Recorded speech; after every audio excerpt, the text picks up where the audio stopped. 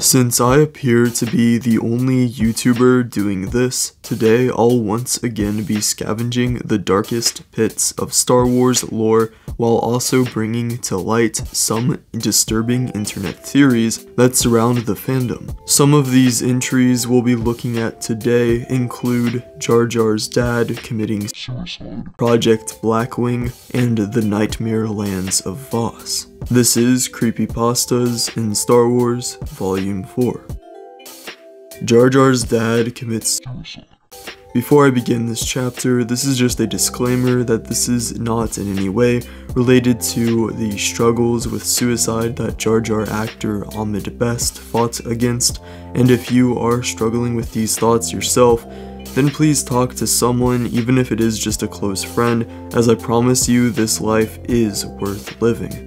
With that out of the way, this entry does indeed sound very shocking and graphic, and while it's definitely not a light topic, trust me, it is luckily just a panel from an older Star Wars comic. So basically in Star Wars Tales number 20, titled George R. Binks, we see the father of Jar Jar, that being George R. Binks, who is the captain of Binks and Son Whaling Company, as he is closing in on his target. So we have this whale-like creature, and the book already starts off with a disturbing start as they harpoon the creature right through its eye, but then when George commands his son Jar Jar to man the wheel, Jar Jar messes up big time and ends up getting the creature tangled up in their boat. George tells him to turn starboard or they will sink, but then Jar Jar fails this too and they end up sinking into oblivion. We cut to 1 month later on some island because, by the way, this story takes place in one of the southernmost oceans of Naboo, and George R. Binks is very mad at his son for destroying his business and a life from his idiocy. His wife would get mad at him, saying that Jar Jar is just a boy, but then Jar Jar would suggest swimming out to get help since he has always been good at that. And we even see this in The Phantom Menace on Naboo there when he's with Qui-gon and Obi-Wan. George would start to allow Jar Jar to swim, knowing he would die in the process, and wanting to get rid of him after their near-fatal accident, but his wife would again stop him. After Jar Jar starts blowing into a conch shell, his father would hold a blaster up to his head with a tear at his eye. His wife would say they have so much to live for, which makes sense and makes him start to lower the blaster, but then she says think of your son, and he would pull the trigger as that was his greatest failure and despair from life. His wife would claim it was all her fault, as George had always truly loved a warrior girl named Sheebla, but had married his wife instead, simply to bear a son.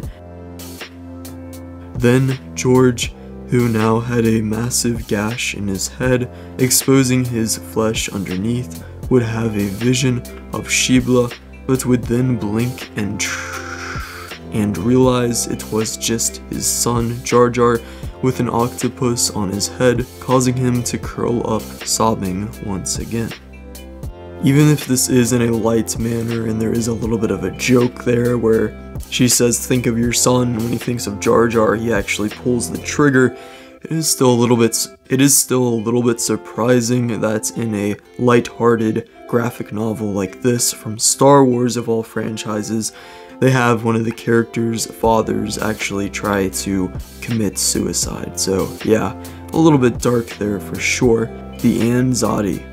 The Anzadi are a species from Star Wars Legends, which are considered to be the most feared in the galaxy. They had an appearance which was indistinguishable from humans, but had two proboscises that would come out of folds in their cheeks, and they used these to suck the brains out of their victims' heads. Basically, the Anzadi were a species that roamed the galaxy since the start of the Republic and could live to be hundreds of years old. 99 years old for an Ansat is still considered young adult, and they got their food from the life essence or spirit of sentient beings by drinking their soup, as they called it, which for most humanoids is located in their brains. The Anzati were telepathic and could control others to consume their brains. Also, the closer you got to one of them, the stronger the control was, and the more soup they drank, the higher their force connection would be. They had bulbous noses and flared nostrils with grayish colored skin. Another strange fact about the Anzati is that they had no pulse, and so it was a mystery how their circulatory system worked. They were in a constant cycle of murder to sustain their existence, but they only needed to eat once every few days, otherwise they would simply get hungry, but after that they could starve to death if they weren't around other people to eat. They looked for individuals with high luck and a life essence, as those would be more tasty, and some examples of the Anzati in canon and legends include Volf Karko, who practiced his telepathy on the Jedi Master Aayla Secura, and in A New Hope, Danik on the Jedi Knight Aayla Secura, and in A New Hope, Danik Jericho, an Anzati bounty hunter, was at Coleman's Spaceport Cantina, which he went to often and where he hoped to prey on Obi-Wan Kenobi's soup. Project Black Wing. This entry is in reference to the Legends novel Death Troopers, from which Project Blackwing or Imperial Bioweapons Project 171A originates. Basically, this sickness was an infectious viral agent which was crafted from Sith alchemy to turn all flesh and biological tissue on its victims into undead monstrosities.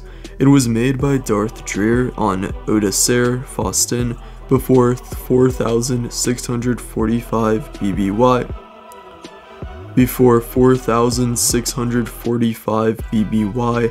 In an attempt by this Sith Lord to achieve immortality. It failed and he became victim to his own experiments. 1,000 years later, Darth Scabrous